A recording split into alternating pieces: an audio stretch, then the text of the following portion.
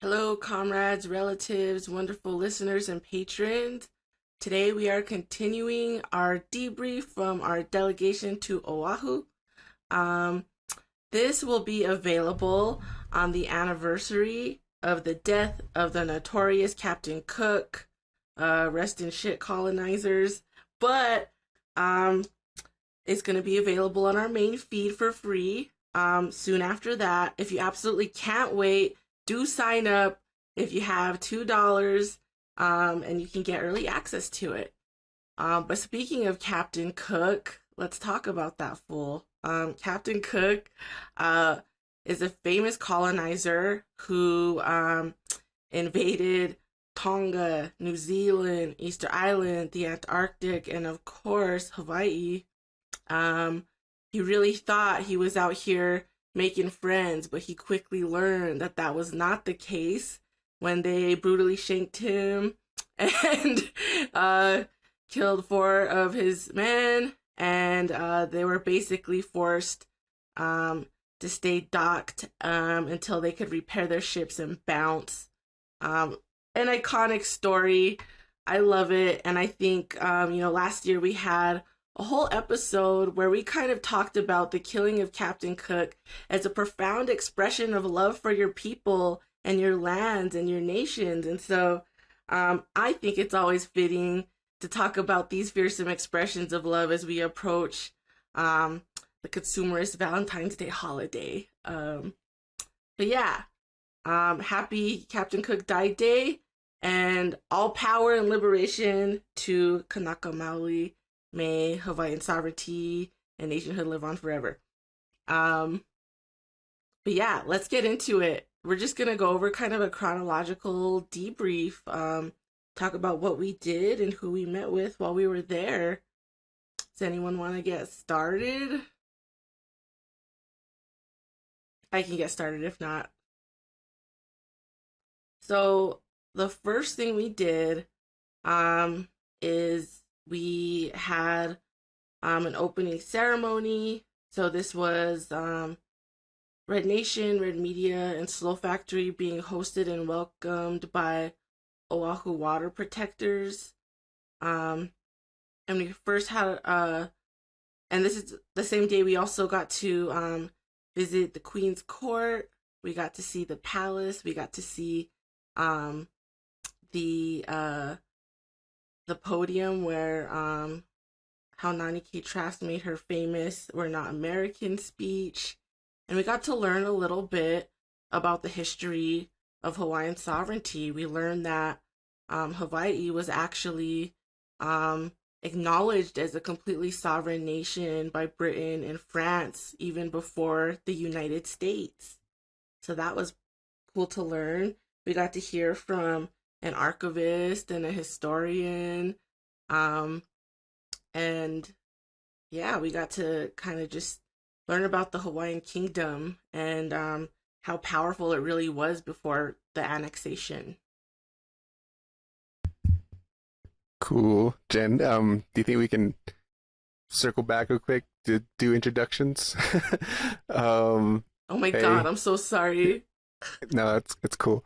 Hey everyone, my name's Kyon, guest from time to time, but I also was on that Hawaiian delegation. Yeah, just here to talk about what we did, our own personal experiences, and our own personal reflections on it. So, yeah, glad to be here. I can go next. Ubiakindi, Singitamu, everybody. My name is Justine Tiba. I've been on the podcast before, been guest hosting time to time, and I'm here again to be part of the series that we're doing with Red Nation, Red Media to talk about our time in Hawaii on the island of Oahu. I actually was listening to the last podcast of the first one episode that we did that when we released it in January 17th. But I felt like that episode was like some of our initial thoughts and like people's feelings and stuff. So this one will be doing a nice like day by day. You'll actually like hear about the organizations that we worked with and the people we worked with. So I'm excited for this episode. Thank you. Hopa. My name is Nicole Martin. I've been on the podcast before. It's been some time, so happy to be on this again and express my gratitude for what the delegation taught me and, the reflections and coming back home to Tiwa territory and how I always carry that, that moment, getting to be there with my comrades and then getting to meet, the relatives across the ocean, and making those connections and organizing and fucking shit up but like in a good way, in a good way. So yeah, happy to be here. Yeah, to everybody. My name is Kylie. I've been on I've been on the podcast a couple of times before. I'm also the program director for Red Media, Red Nation member. Really glad we're doing a part 2. Thank you.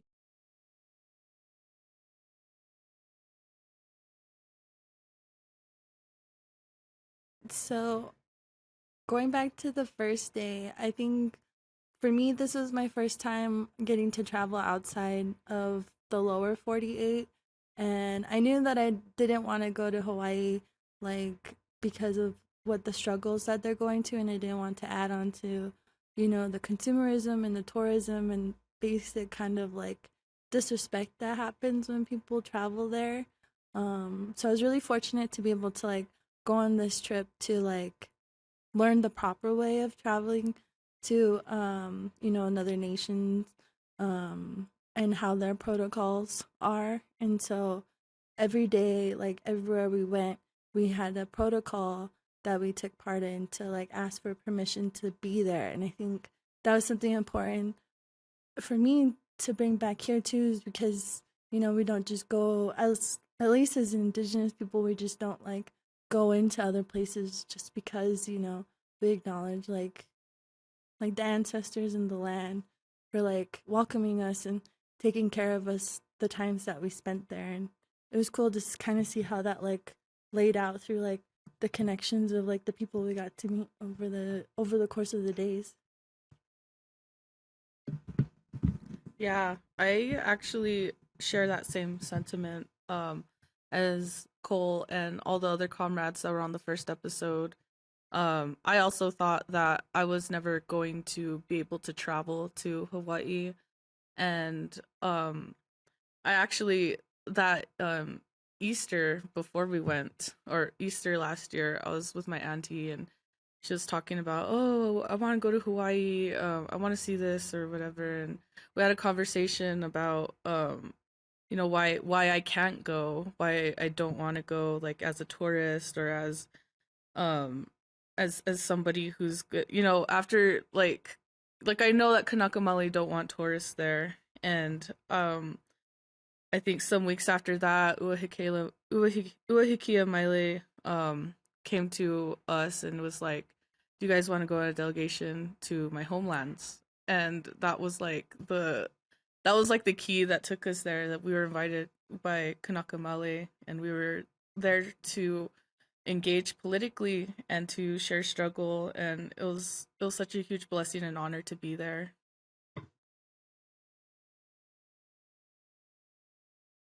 Yeah, I mean, so Uahikea, when he was living here in Albuquerque and organizing with Red Nation here, he'd always kind of thought about us eventually going to his homelands, and it's an idea we'd had for many, many years. So kind of seeing this opportunity and this chance to really organize and to finally give back, right, to him, and the way he's always been such a wonderful comrade was amazing. And so, yeah, we were so honored to have this chance to visit his homeland, to meet relatives, to make connections, to organize together, and to actually even see some victories go down in real time. It was truly, truly a blessing and an honor.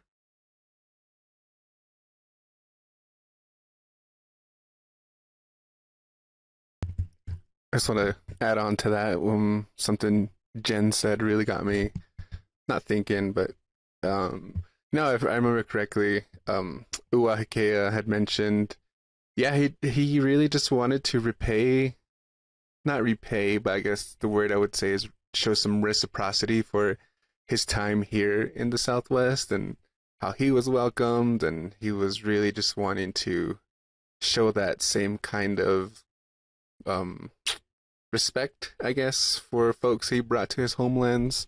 And yeah, and even too, I think for something I want to preface from my own what before I start sharing reflections and things like that is that when we had started talking about recording these episodes, what are we going to talk about? How many episodes do you think we should record? Can we even capture capture it all within a certain amount of episodes and things like that? Ua Hikea but he reminded us that like what's the purpose of this? And honestly, I think for me, I'm still thinking about that. Like, I don't know exactly an answer for myself, but yeah, I'm still caught up in that and just thinking about like, what is the purpose of us, or maybe I can specify it even further, people from like the Southwest going to Hawaii, and like, what was the purpose of that? Like, what can we contribute? And it's really difficult to even contribute something in a matter of like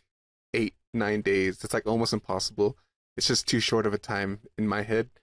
But it was definitely an experience. Yeah, and I still think about that right now. Just what can I do now from such a far distance? How can we remain in like solidarity and continue to uplift, I guess, the native Hawaiian sovereignty and the struggle against like the military and things like that. So that's why I just want to add that, just preface it before I start sharing things. And I don't want to just share things to share things. And that's what Ua Hikea reminded me, is like, I'm not just talking about the stuff. I'm still trying to work through like, what does it all mean?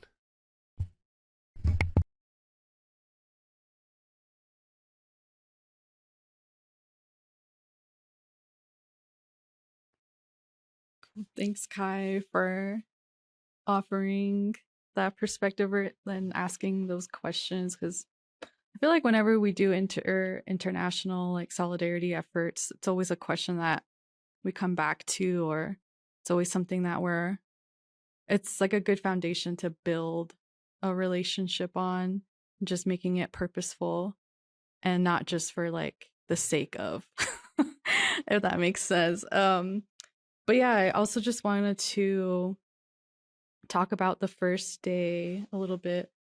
So after we had did the protocols and asking permission to be there, I thought it was really like grounding that we started with the bus like detour, which was a detour of Hawaii.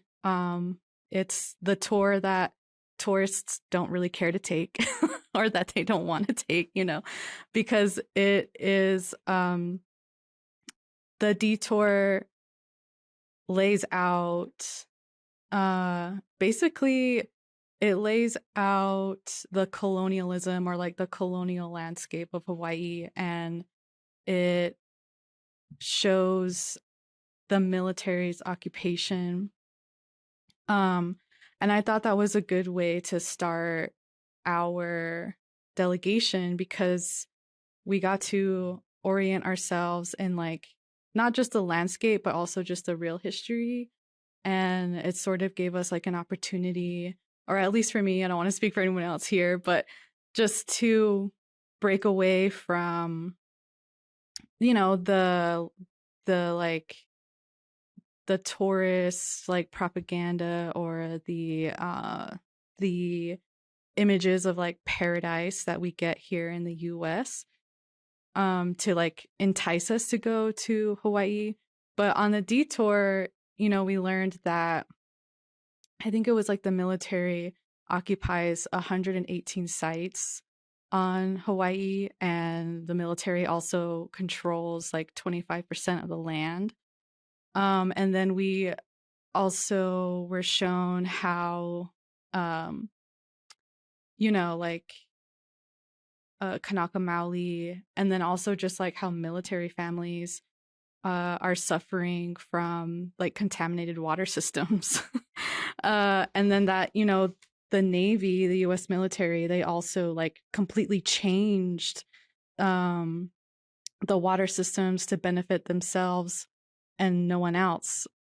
And I, on the detour, we also got to see, where was I going with this? But we were able to see just like how the military is like controlling the land, or like how they are justifying their continued possession of the land, and how like like Native Hawaiians, I guess what I'm trying to say is like we hear all of this propaganda or all of this messaging that the US military is like protecting, or they're like, saving people from poverty, or like, that's their whole purpose for being there, is like they're like saviors or good stewards or whatever the case. And and then so on the detour we learned like that's completely false. That's not true. They're actually contributing to poisoning the land and poisoning people, and they're actually the opposite of like what a savior is, or they represent destruction. And so I just appreciated, being on the detour and seeing how that all like plays into colonialism. Thank you, Kiley. Yeah. So on this guide, we were on a bus, and we were getting to see all of these places. And our tour guide was Kyle Kajihiro, who is a really wonderful scholar, and he has plenty of resources. Like he has a chapter in the book Agent Settler Colonialism called "The Militarizing of Hawaii: Occupation, Accommodation, and Resistance." And so a lot of the information he gave us was from that article. He also recently did an interview on CNN, but I think it was you, Kiley. You were telling me like he could know what a landscape you were talking about if you just vaguely described it to him. He was so familiar with the land and every site of militarization. He knew where all of the contamination was, where all of the infrastructure was. Like he was truly an encyclopedia. So like follow him if you want to keep up on the specifics about what the military is doing there. But it was such an amazing format to be able to like see and be in all of these places, and to get to know not only about the contamination and the destruction, but to know what the land was before and what it still is, right? To learn about the sacred sites and the spiritual and cultural significance of all of these places too. And many of them were very profound sites, like emergence places and places that were very significant to Kānaka cosmology. Yeah, I wanted to add on, like with Kyle, when me and Justine got stung by jellyfish, they have like the saying to like urinate on the sting, and so like, but we didn't do that. We kind of just toughed it out, and like over like the next couple of days, we went to this area, and there was this plant that's similar to one that grows here in Albuquerque. It's the herba masa plant, I believe. And it has like the leaves of it have like this cooling texture. And so I had seen a plant like that when we were at the beach on our third day, and I was like, hey, does this plant, like, can people like put it on like burns or like jellyfish stings, right? And he's like, yeah, like, So he also knew kind of like medicine plant knowledge too. So I thought that was really cool, and it was interesting because those plants grow like right by the beach, like restroom shower places. So it's like people are getting stung by we're getting stung by jellyfish and like we don't know that there's like a plant to like help us like cure and aid in those things. And so it's just cool to see like how also like, you know, geographically, I guess, like the similarities or like just knowledge of like certain medicines and things, and places. Um, yeah. Aw, that jellyfish sting was pretty cool. Like it left a cool design on my arm. It almost looked like lightning. And that But was actually our first. Well, that was so my first time in the ocean, and I was like, "Dang, I got stung by a freaking jellyfish." Like Ua was like, "Are you okay, Cole?" And I was like, I think I got bit by something." And he was all like, and then he was like, "You mean stung?" And I was like, "Oh yeah." And so, like, I just like stayed in the water because it was nice, and we ended up like all of us ended up going into that water when it was like a storm. yeah, we'll get to that part here in a minute. I kind of want to bring it back to like what it was like arriving to Hawaii. Um, because there was kind of like a lot going through my mind as I was like, I guess kind of like I was kind of like in the mind state of like what Kyan was expressing earlier of like why am I going on this delegation? What are going to be my purposes and goals and all of that? And yeah, I work with Red Media and I try to generate content for the Red Nation podcast by recording the things that we do and that kind of stuff, and then also like balancing that with like how am I gonna use this delegation to my like political advancement as a member of Red Nation too. And you think of like so many things. You fly over the ocean, and I was looking down at the ocean as we were flying in, and I remember I had seen Ma- Mauna Kea, like far off the Big Island, like far off in the distance, and I was reminded of like the resistance that had happened there, like just a couple years prior when they were stopping the telescope from being built on top of it, and wondering about that, and then landing in the airport and being picked up by Ua Hikea, and he picked me and Jen was already with him, and I don't remember if there was someone else with me, but anyways, they got me a ride, and so I was driving with our Kānaka comrade to where we were staying, and the Oahu Water Protectors organized the Red Nation and another organization staying together on a farm, and that was like a huge house. There was literally like 40 beds in there. And I was like, dang, if they ever wanted just like a whole group of Indians from the continent to go over, like they can host. That house was huge. But I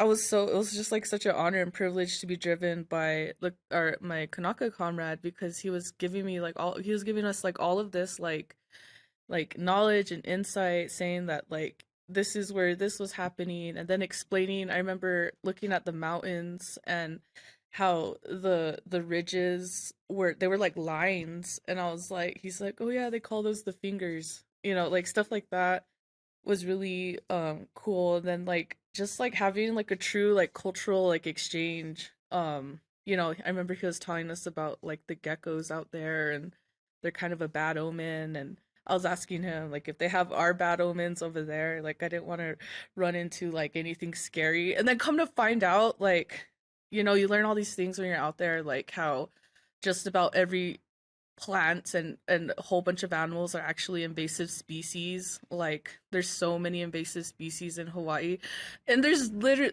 like some fool out there really like Noah's Ark barn owls over to Hawaii. Like I was like completely, I was like, wow, like they really brought everything. But that was like the true first day, like arriving to Hawaii. And then the next day would be when we went on the detour. And the first thing we did that morning was meet with the organizers, and they lined us all up, and we had to ask for permission to be there. And Ua practiced a chant in his language to ask for permission for us to be there. And we were also being led by Elder Kumu Kawaikapu. Excuse me about my pronunciation. But he was telling us like stories and kind of telling us about the protocol. And I remember one of the things that they had said was that when we were lined up, you know, we're lined up as Red Nation and Oahu Water Protectors and Kānaka Maoli and the other people who were there. Queen's Court. They're this Kanaka like collective that just like cooks food for the movement. They actually had started doing that during the Mauna Kea protests and stuff, and so they're just like cooking food for the movement. They made us breakfast. But anyways, sorry, I got sidetracked.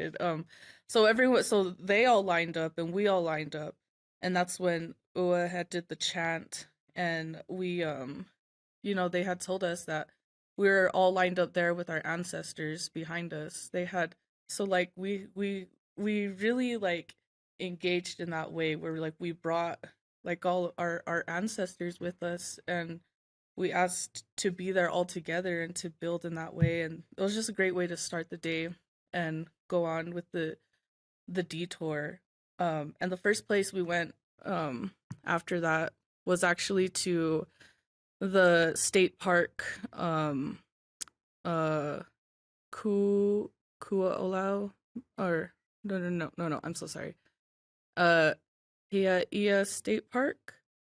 And that's where where what Jen was talking about had happened about, hearing these emergent stories. They had us look across the water, and there was like a small island off of Oahu, and it has like a mountain on it, and that was their emergence place, but they can't visit it or anything because it's a Navy base now. And so like that, also set the tone for what the day was gonna be. I'll stop there. Maybe I'll speak a little bit on day one, the not the official day one, but day one of like the whole tour. The detour was pretty awesome. I got to learn a lot. I mean, I also appreciated just like how they did the tour, which was like instead of just giving you like a presentation and like maybe a PowerPoint, you actually got to like travel the land and see things along the way. They pointed it out along the way. So I felt like that was very intentional. You talk a lot about like land and things like that, but I felt like the way they did that was very purposeful. And I know they do the detour all the time, so they're like probably accustomed to it and like just so really have it like nailed down. But there's two things I think listening to folks talk. I heard mostly Kiley. I just want to bring up two other things I think we covered pretty much day one pretty well. But during that first what was it, protocol, and also too when we sat down and we're sharing things and talking, and we were learning to kumu.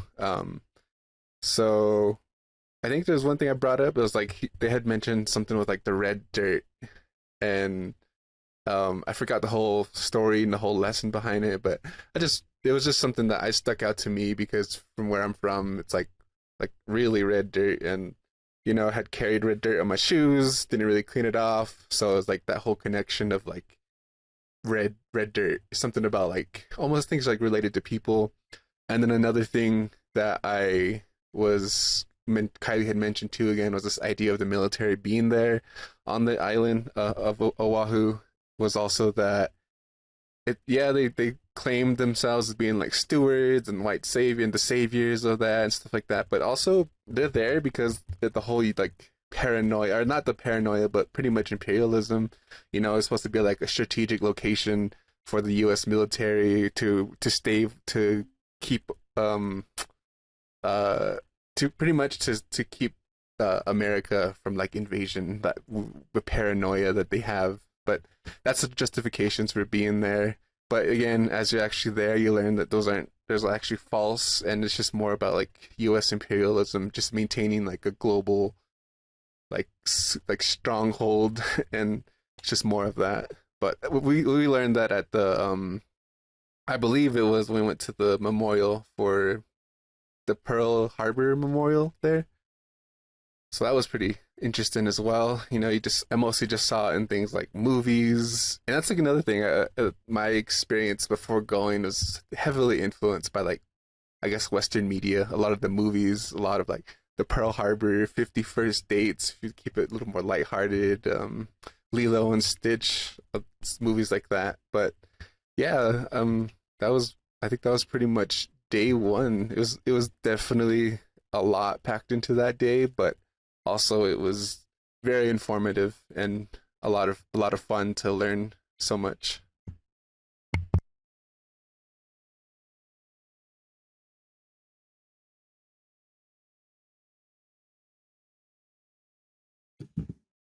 So kind of took what when Kai was talking, like, and how him and Kylie mentioned, right, like how the military's super, occupying, and then like tourism on top of that. Throughout the week, like we got to visit different sacred sites, or sites that Kanaka are able to like um take care. I mean, like they still take care of them. And one of them was the birthing stones place that we were able to get like a, I guess, like a scheduled kind of like tour there. Hilani from Oahu Water Protectors was the one that really put that that tour, like it was able to get us on that tour because they're closed down, right? And so on the outside, like they have many signs that say like no trespassing, like you have to, if you want to like see, you have to schedule a tour and like all these things. But like as the Red Nation and the other organizations were there, and like we were able to, experience the birthing stone place. um like in the distance we see like tourists come in and like completely like disregard the trespassing signs and like start taking pictures of things. And so it's like it's real it's real prevalent, like both the military and like tourism, of just like taking or just having like no disregard for like anything, and just thinking that it's something that they have like this privilege, or because they traveled so far that they should be entitled to see those things too. And so that was kind of something that came up when y'all were talking about like how the military occupies, and like when we talk about tourism, like, you know, how they go about their occupation too.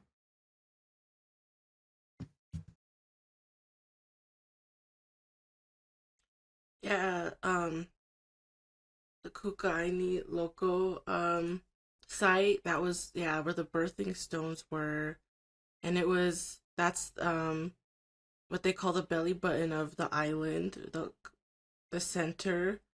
And that's where the red sand was too, that you were talking about, Kai. Um but we can talk about that later because that's day 4, unless we want to just go with the flow, because I have lots to say about that place too. I know there. Oh no, I was just gonna say I know, like there's just so much to talk about. Like everything kind of just like overlaps and connects and everything. Cause I mean, I don't even think we finished like covering the entirety of like what we did on that first day during the detour. Cause we went to the state park, and then while we're driving, we're hearing about like everywhere on the drive to we're passing Waikiki. We're hearing about that. We're driving purposely taking more like rural roads so that we can avoid Highway 3, which they like pretty much just like put a hole in their mountain to create like efficient military transport. And then we went to Pearl Harbor, and then right across that is where we were at the Pacific Fleet, where the Red Hill contamination is. And that was where that thing that Dana said in the last episode happened, where the military personnel walked up to us and they were like, "We're watching you," and then Kānaka just like shot back like, "We're watching you."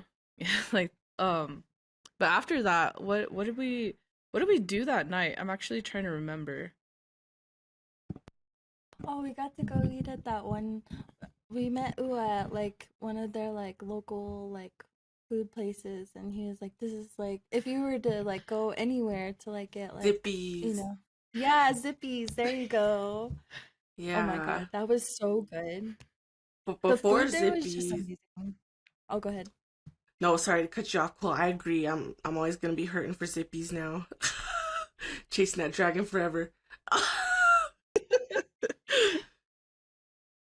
I was gonna say after we went to the Pearl Harbor Memorial, we went to uh the Maunalua Fish Pond Heritage Center, where there was a sacred hot spring, and it was a relative by the name of Chris Kramer who really led the fight to get back this hot spring and to rehabilitate it. And yeah, it's yeah, it's an old sacred site, and it was really beautiful. That place was like you could feel something for sure, really powerful. And that was also very close to um the site of the Red Hill fuel leak.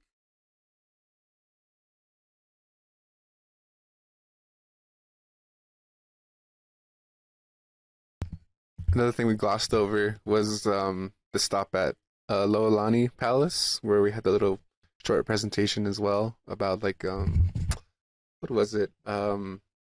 They talked about the armed counter revolution at that spot.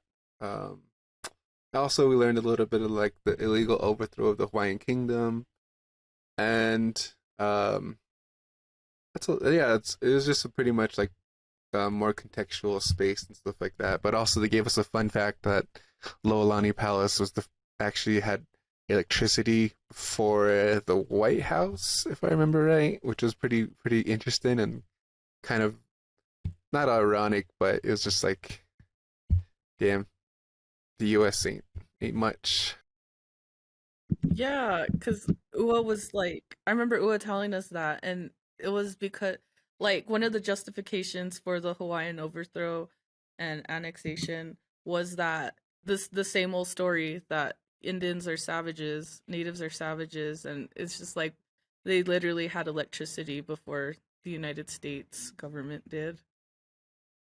We also saw the famous spot where Hanani K. Trask says like, "We are not Americans. We are not Americans." Like that was really cool to see that like in person. Yeah, the rotunda, or what is it called? I don't like a gazebo outside. I don't know the proper term Pretty for much, yeah. it. Yeah, that was a powerful place. I actually prayed at that spot because how Nike Trask is like one of my biggest inspirations, period. Like, I had never ever heard a Native woman talk like that in my life until I saw her, and it changed me.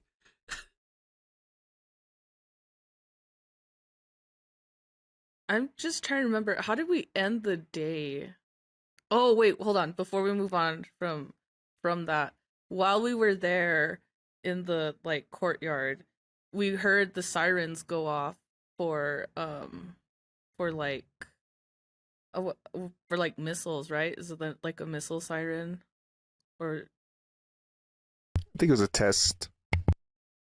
yeah, yeah, but that's what it's used for, right? Yeah, and it goes off like I don't think every hour, but maybe in the afternoon or something like that. And it's pretty creepy. It's like the like apocalypse kind of sound. Yeah, they had they had mentioned that that was the same siren that was going off that day when there was that hoax of the ballistic missiles being being shot. I can't remember what year it was that that had happened, but those are the same sirens. How did we end the day though? That I'm trying to remember. Like Cole said, didn't we just end it at Zippy's? Yeah, I think we just went to Zippy's and then went to sleep. I don't think we did anything super special. Yeah, I believe the heat, the humidity, the travel lag, like pretty much took a toll on everyone, and just needed to get back to the place to rest. So I agree. I think it's how we ended it. But I think Oh, I was gonna say, Kai, sorry. That we went back to the house or like when we got to the house, they had like they had made us like these really beautiful like gift baskets, the Oahu water protectors, and so like we got some like shirts and stickers, some really cool like tea and stuff like that. And so we were just like really taking in like, oh cool, we also brought like gifts to like give them too. And so yeah, I think just kind of because the first day was definitely overwhelming, like a lot of taking in that information about the militarization, the ongoing militarization. And so we were just like blah.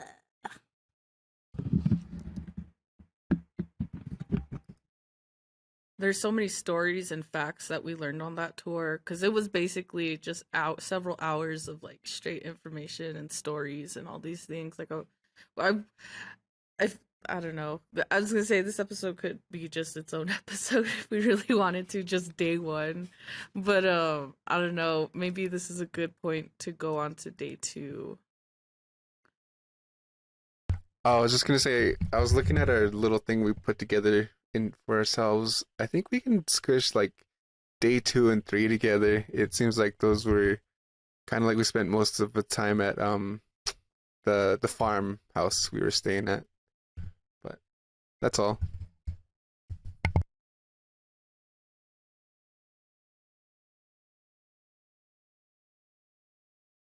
Yeah, because I think day 2 we did a debrief with everyone, and that took a majority of the day. Because I think originally we had created an agenda of what we want, like outlining the delegation, and then also outlining what we would do or what our goals were going to be after the delegation, but then it ended up into like a 4-hour debrief, which was really nice because it gave us an opportunity to learn more about the organizations that we were with and their backgrounds, like how they got into this work. And it also kind of allowed us to be like a little bit vulnerable with each other, which was I think it was different for everyone because like we're usually just so focused on like the politics and the political work, which is good. I mean, like it's not a bad thing, but I think it kind of just opened us up a little bit in terms of like how we were processing the information from the detour as just like humans, and and kind of just like removing ourselves from like the logistics or like the what's the word? I guess it's logistics or just yeah, kind of just connecting more so like on a human level. Uh yeah, and I think I remember that some of the members from Oahu Water Protectors like really appreciated having that time to debrief because they were saying that um there's just so much going on like every day, and so it's like you accomplish one thing and then it's on to the next and then on to the next and on to the next, and there isn't really much time for reflection or uh just like reflection in terms of um like improvements or criticisms or does that make sense? Yeah. But anyway, what I'm trying to say is the debrief was nice. And we all were just able to like process all the information together. I think that's pretty much what day 2 was.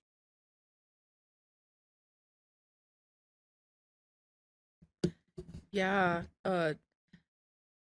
Day 2 and 3, those are also the days that we made it to the ocean. Yeah.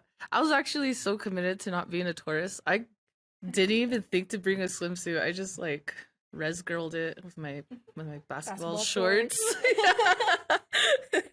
but but no, going back to what Kylie was saying, like it was really nice to debrief like that because you get so caught up in the grind, and I'll just never forget the look on Heilani's face when she was listening to like women in Red Nation speak, um, because she was so. I remember her being so like, or saying that how cool it was to see that Red Nation was like mainly like women and femmes who showed up. It was just Kyan and Ua Hikea who were the only men on that delegation.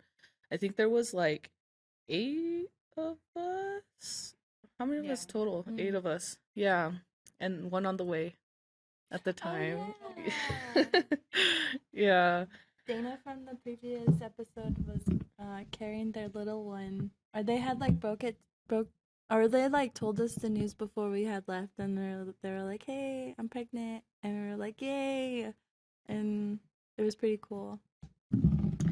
Oh, yeah, and that was the morning so we actually got to greet the ocean 3 times. We went and it was a very profound like moment with our comrades. Everybody had left that feeling just like blessed. I'm looking at some of the pictures. I believe we also had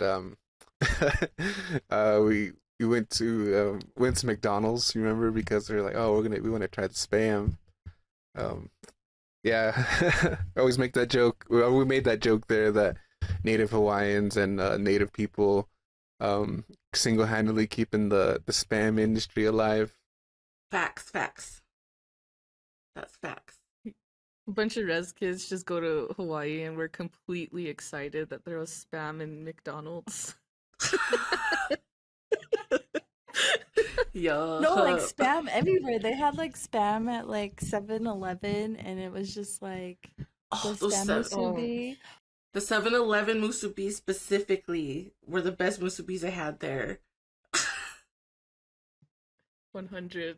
As Helani's son says, spam for the fam. Oh, yeah.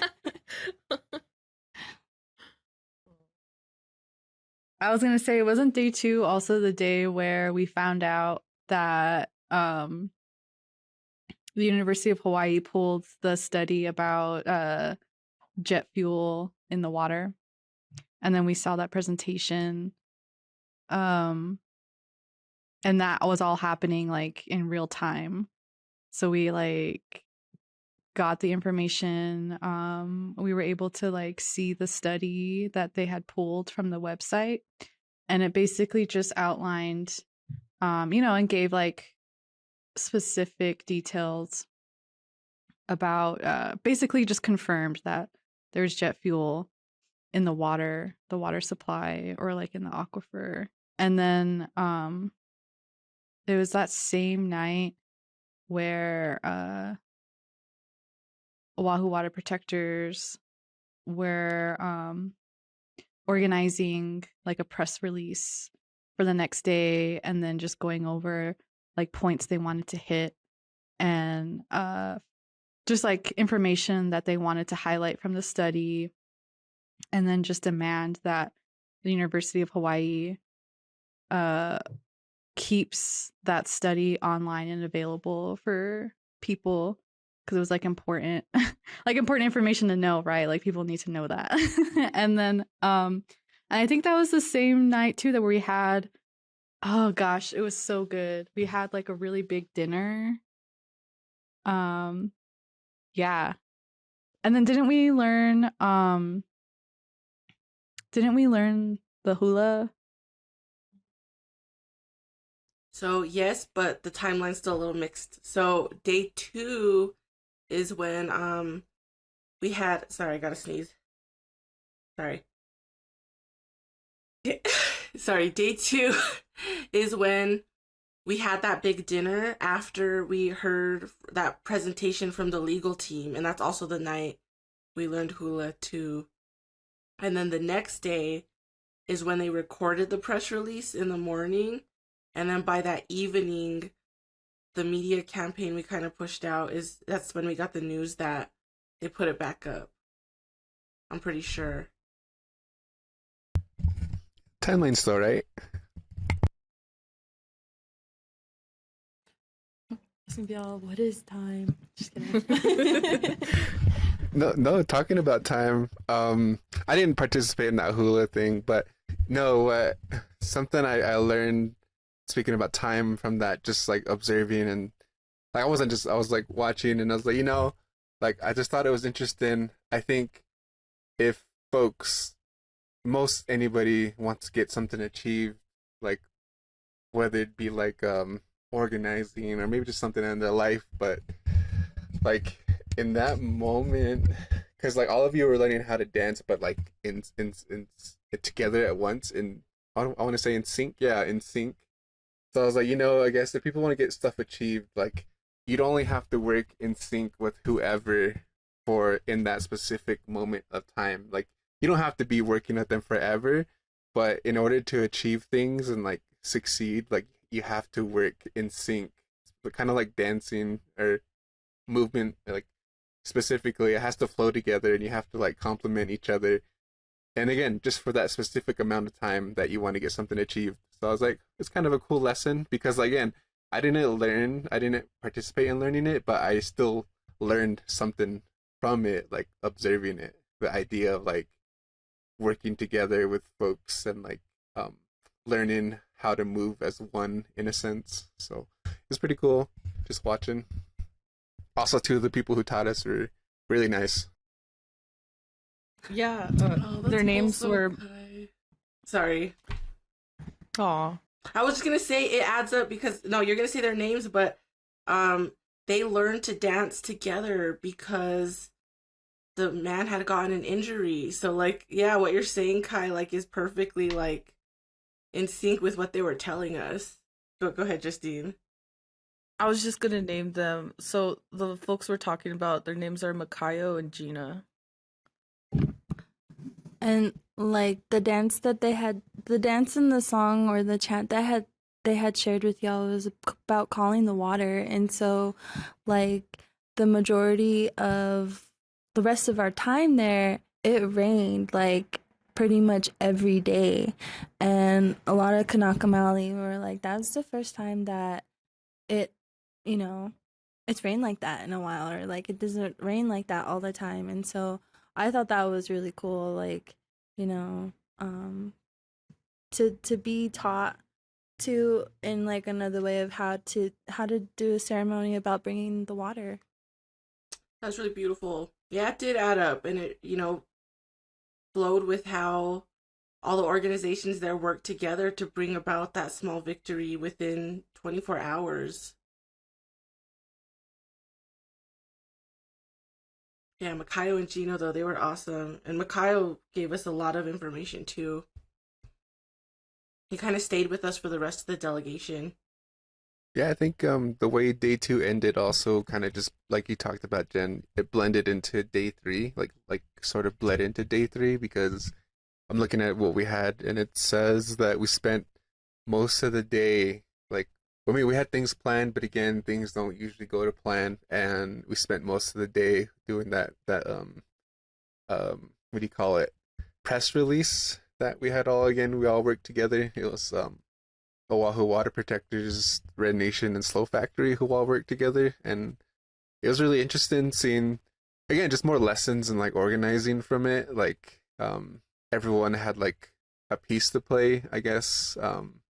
Some contributed like had like really good technical skills, like social media. Others actually spoke. But yeah, it was really cool seeing it all come together on day 3. But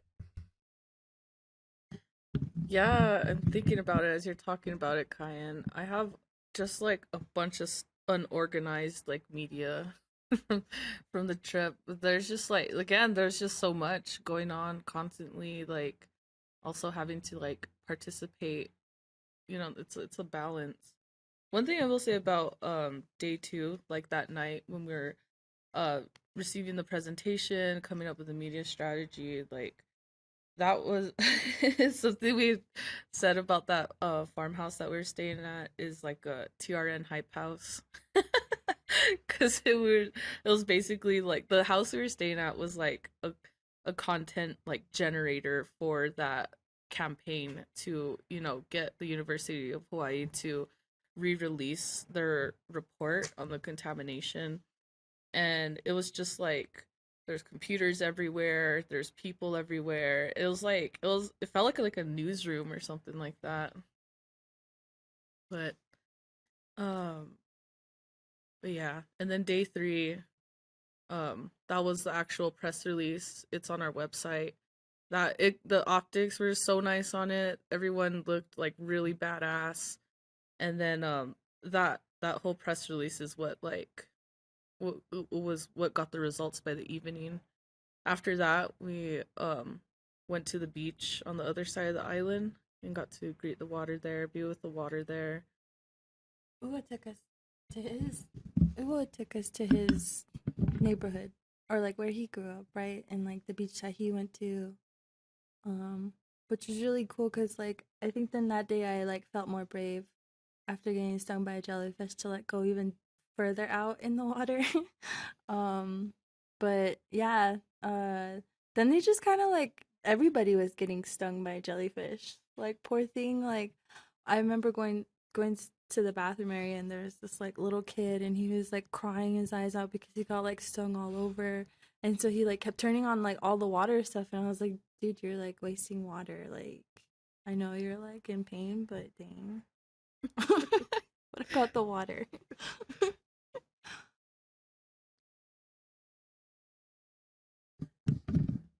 Yeah, and then day 3, I don't think I don't remember how. I think it was just like a chill end. Like we just like kind of kicked back the rest of that night. But then we found out the news and that was like a real victory.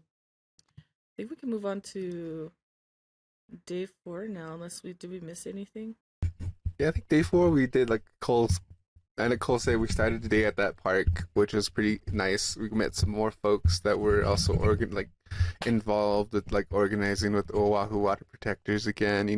We met more people, and I think that we started the day with like more of like I don't know what you would call it, similar to the day 2 with Kumu. I guess a little bit more like debriefing again.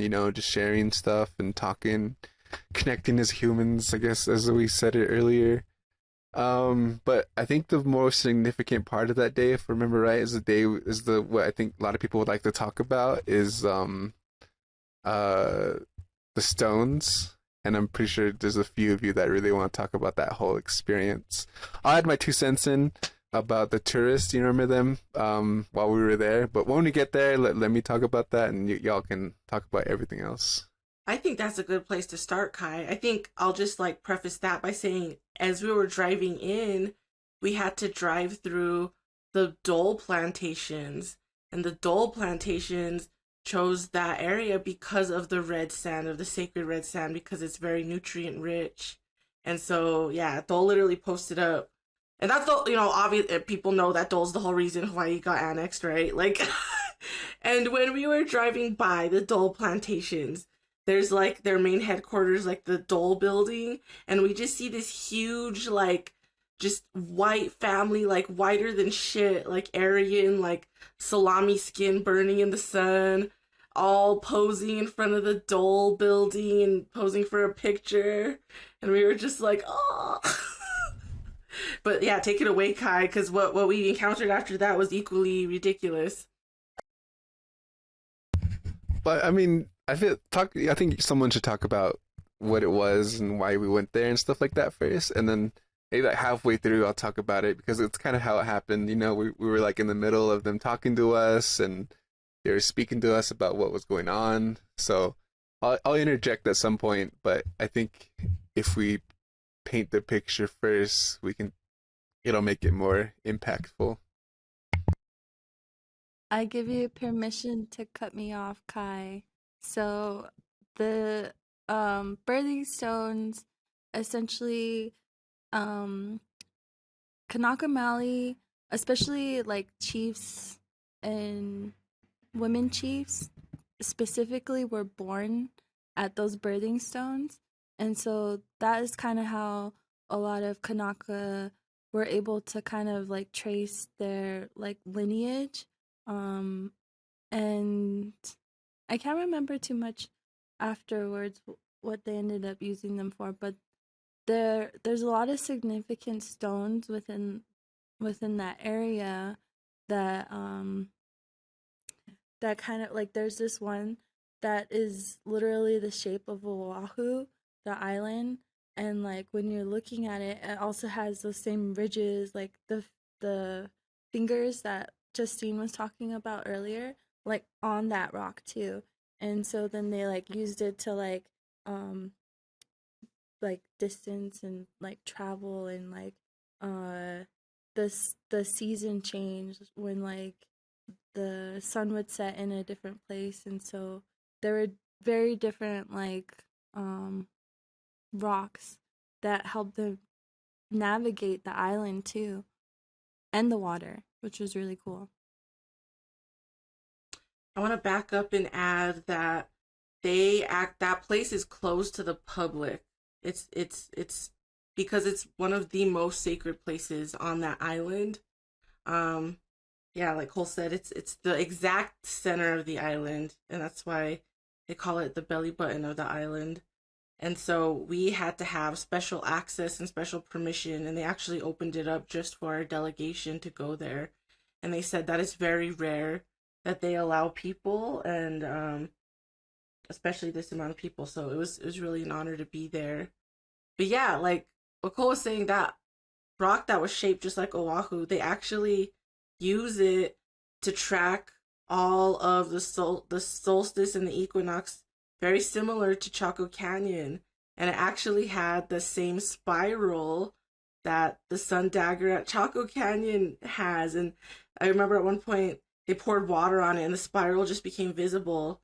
And then they showed us how with a stick they actually hold it parallel to the topography on the stone, and it lines up perfectly with the mountains. Like you line up the stick on the stone and you look out on the horizon, and it's lined up perfectly with the mountain ridges. And they were showing us how they know exactly where the sun is going to come up or where it's going to set to mark the solstice and the equinox. So it was truly wild. It was awesome. And it was like those cultural similarities are, I think, what blew our minds the most. And also how they said their origin stories literally go to South America. Because not only were we noticing the cultural similarities, but even literally linguistic similarities.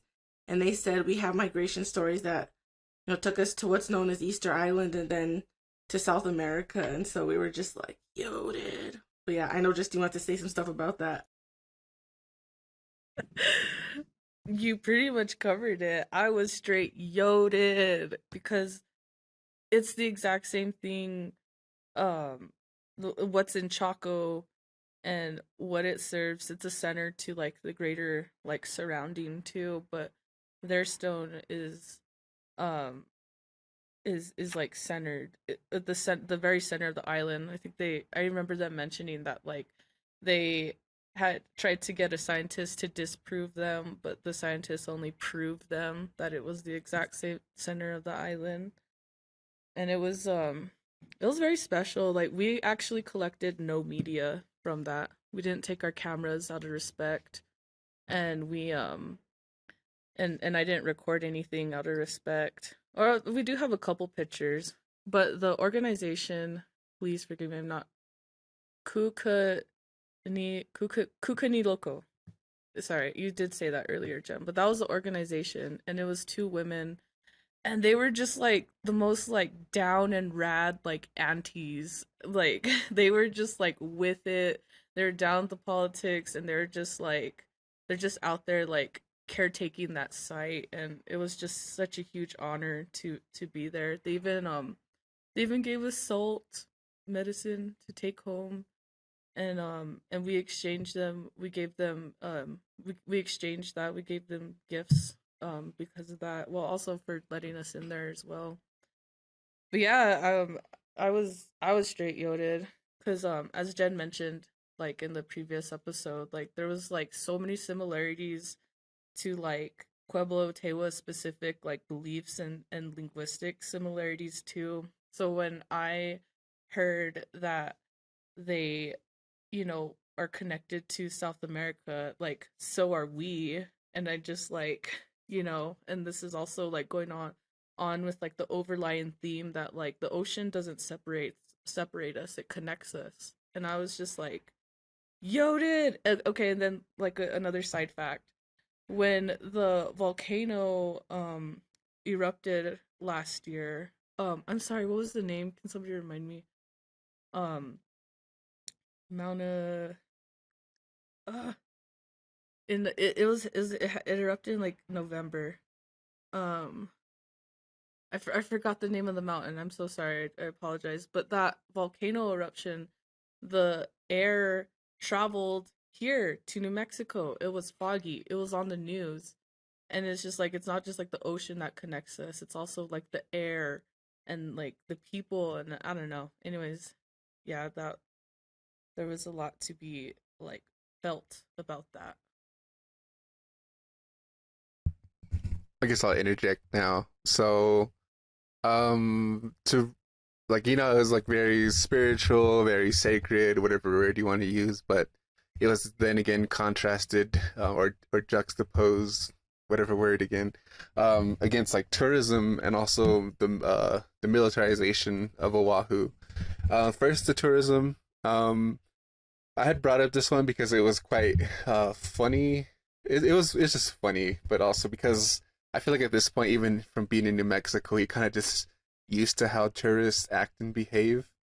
Mind you, like again, like Jen had mentioned, this place was closed off. It was closed, and you had to like schedule a meeting, like schedule a tour, a guide. So we parked on the side of the road, and you had to go around this gate. And mind you, there's like 4 or 5 signs that say this is closed, no trespassing, basically do not enter. And then to get to where the birthing stones are, you walk like maybe, I want to say like maybe half a mile, quarter of a mile. So it's kind of a walk from the road. And while we were in the middle of all this, getting the tour, just off in the distance, they had to stop the tour because off in the distance you can see maybe like 2 or 3 white women were just like walking around the area. And so they had to like stop the whole thing we were getting. They had to go over there and tell them like, hey, you can't be here, it's closed. And it just goes to show like how that tourist mentality, I guess they just saw a couple cars on the side of the road and thought it was this open season. Again, doesn't help that like the Dole plantation just down the road. So that was the thing. It's like you have to like deliberately ignore like so many of those signs, and maybe I guess the attitude you have to have just to walk past them and to go at, and again you have to go further in to get to where we were at. So like they just walked right in. And then talking about the militarization, where we were at, you could see off in the distance, I think it was one of the bombing ranges, like on the other side of the mountain is like a bombing range. And they showed us like where some of the missiles and the munitions would come over the hill. And even then, like they're like not allowed to go to those areas, not because it is blocked out by the military, but there's like so much unexploded ordnance that it's kind of a risk to your life to be in that area. But you could just see it like it's green everywhere, but in that specific patch of land it was like all brown, like half of the mountain looked like it was like dead. But that was it again. So like it's just like a constant theme. You go to this like you have like these very moving presentations, and then all of a sudden you see also the reality of it all. And mind you, again, too, there's like constant flights of like airplanes, helicopters, constant noise. I guess you call it air pollution going on at the same time. So it's just like that. It's just like the reality of Kānaka Maoli who live there. It's just can't have anything nice, I guess. It's just constantly diminished by tourism, the military. But yeah, that's why I wanted to bring up the whole those tourists. Or was that the next? Well, I think this is a good place to move on to the next day. Oh no, Oh. we actually went to a farm after that night. We got something to eat nearby, went to eat with everyone, and then after that we kind of we went to a farm, and there's a non-native guy to, well, he's not native to Hawaii, but okay, he's from Fiji. Okay. And he's doing the work of reviving kalo and processing it into taro. And we got to see his farm and what he's using, and he's doing everything pretty much like organically with his family, and just like basically just some like homies that he has, I think. Right. And so we just like went through a tour of, of his farm, and saw how they process it into taro. And they do use like traditional methods to Kānaka Maoli to do it. So they use the it's like a wooden board, and they have to like pound it, and there's like a tool. I don't know how to explain it, but it's like it's a stone, and it has a handle, and if you grab the handle with your hand, underneath your fist it's kind of like a bowl shaped like stone, and they just like pound it into taro. And it's so like nutrient dense, and it's supposed to be the most like abundant food on the island, but it's not, because of the overcrowding and tourism and military presence. Yeah, they take the kalo and pound it into poi. Taro is just like the non-Kanaka word for kalo. And we got to try some. They made it into waffles. Like they put the poi in a waffle maker.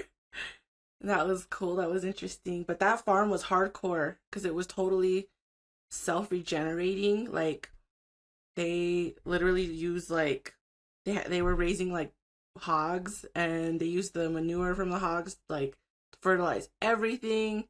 Yeah, and they had like a whole ecosystem there. They used like the coals of coconut also as a fertilizer and nutrients. It was a cool operation.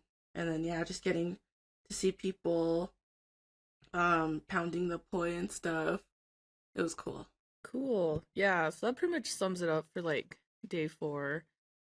Day 5 is kind of when we gave like our exchange on our organization, and gave them a presentation on red media, the red deal, and like just some like Red Nation stuff. And we did that for Oahu Water Protectors and anyone else who showed up.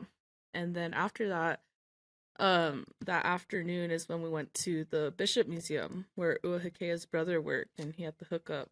And it was there was a moment when we went to the Bishop Museum, because like as Ua said in the previous episode, everywhere we went we had to ask for permission, including when we went to the museum.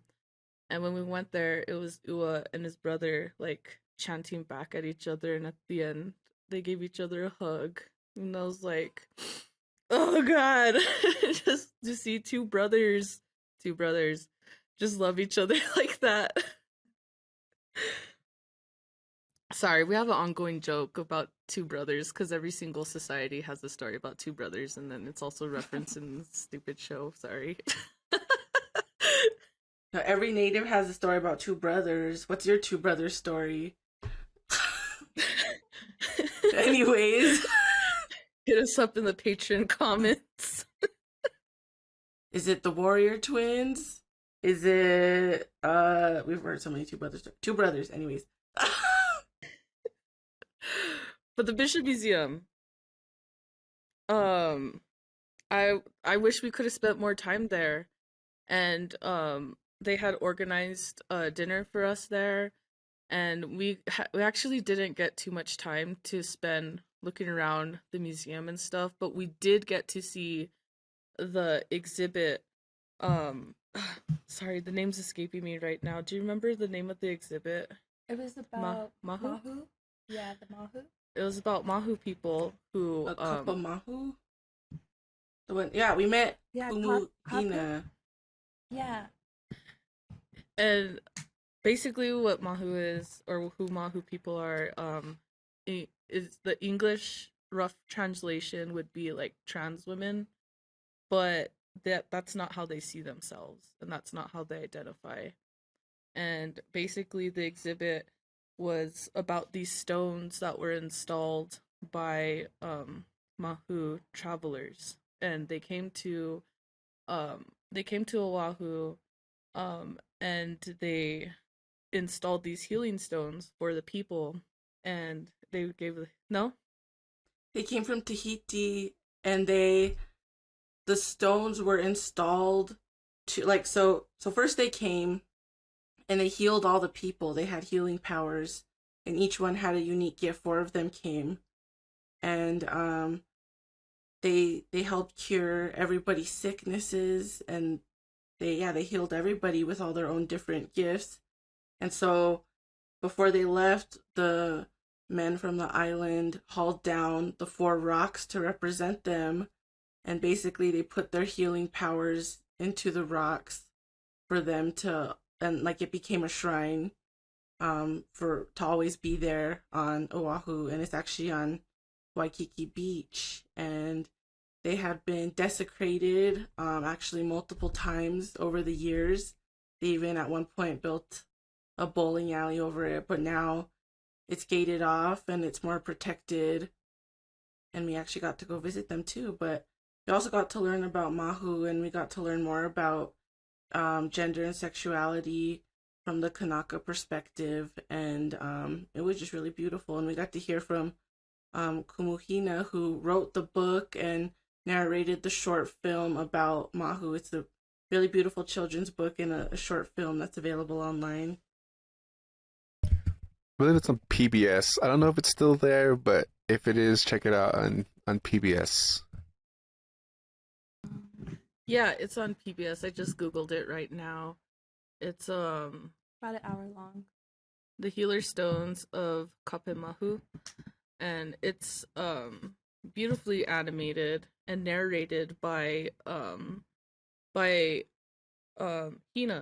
who is Mahu, and who is like has this like rad ass history to her, and she's been an organizer on the island like for forever, and she's just like has this like powerful presence, and she's just like giving us this like awesome knowledge. And I can't remember which holiday she mentioned, but she was telling us about when like about their we were exchanging stories. They were talking about rainbows, and we are talking about our action here in Albuquerque, where there was double rainbows that chased out the fascists and protected us during one of our more militant actions. And she was talking about how like on Hawaiian Sovereignty Day, there was no she showed this video. There was like no clouds in the sky. There's like no like anything, and there was just this giant like beautiful rainbow just hanging over like where they were over there at the Bishop Museum. Yeah, they also have a documentary on Amazon about them, Kumuhina, and that was the first time that I actually like heard about Kumuhina, and so getting the opportunity to like meet with them, like let alone like share a meal with them, and like the medicine of laughter, was really great. And I don't know, I was just like it was kind of like one of those moments where you're like, oh, you get to meet like you like get to meet like somebody you look up to. And her and Hilani were both actually students of Hilani K. Trask. They said that Yeah, at the dinner. So that was really cool to find out.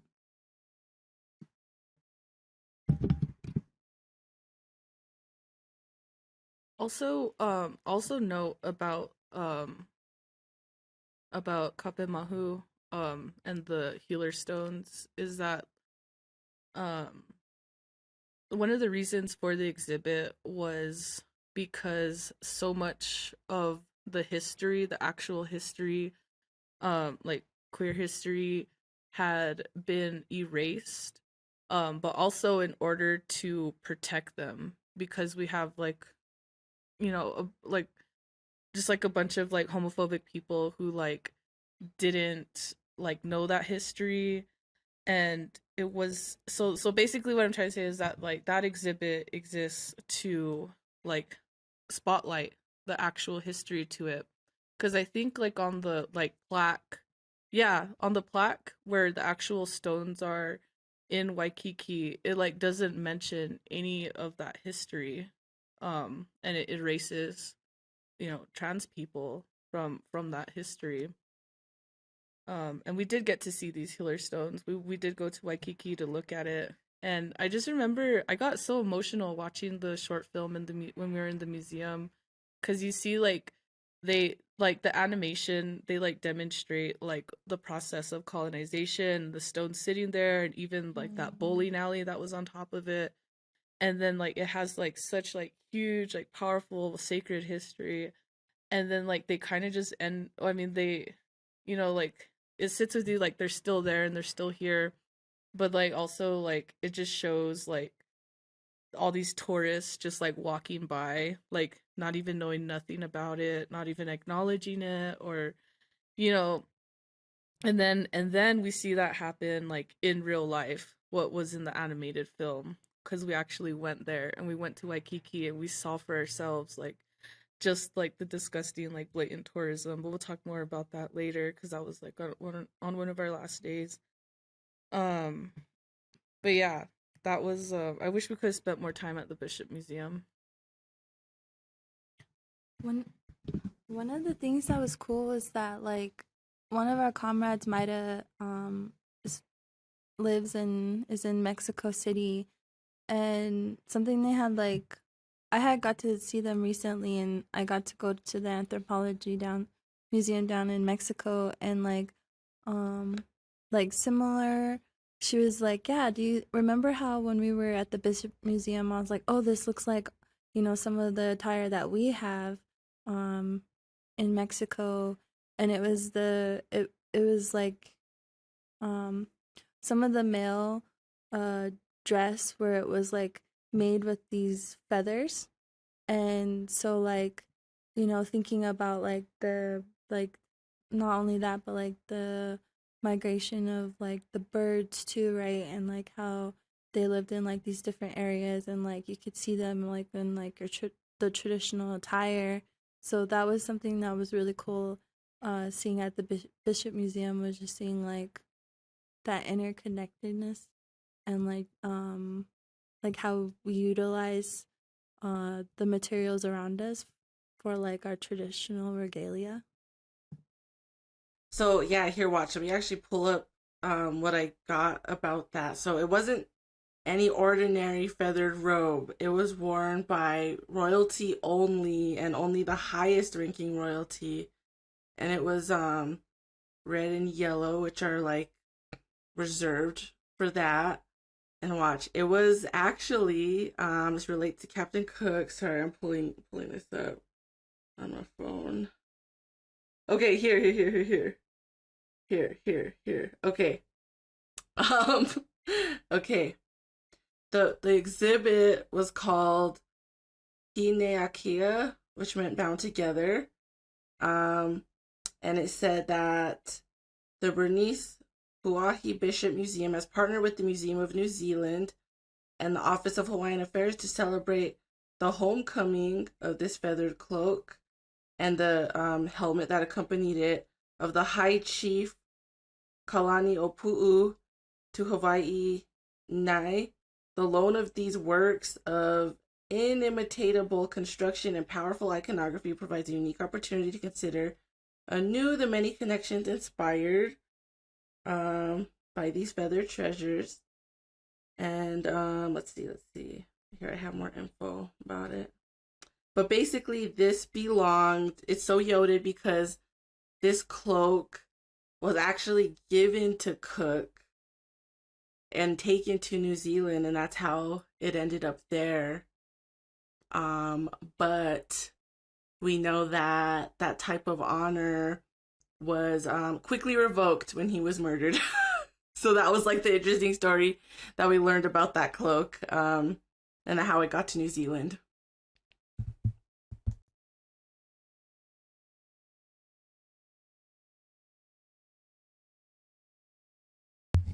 We're going to move on to the next day. I think it was the military range. Kylie, I would like to see you open this one up.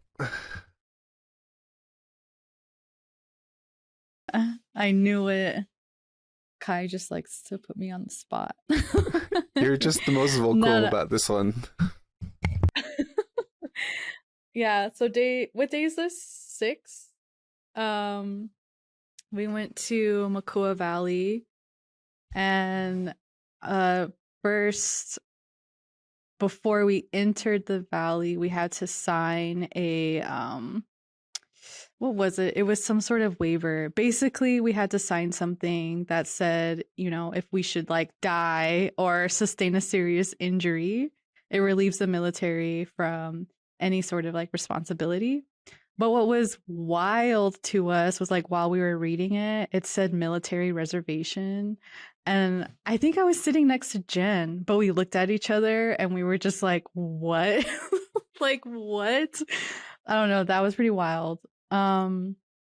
So we had to sign that and then hand over some of our information, like our IDs and just like, our names, where we were coming from. And then we got inside, and then we talked to some people there about just a little bit about like the history of Makua Valley and how in the 30s it was used for like military games, and then in the 40s it was actually taken to use as like a military training site. But I think it was like taken under martial law. And then since then it's been kind of used as like bombings, live fire training. And then I think it was like in the 90s or like early 2000s, they had not shortened, but they changed it to like limited live firing and limited bombing so that like public could access it.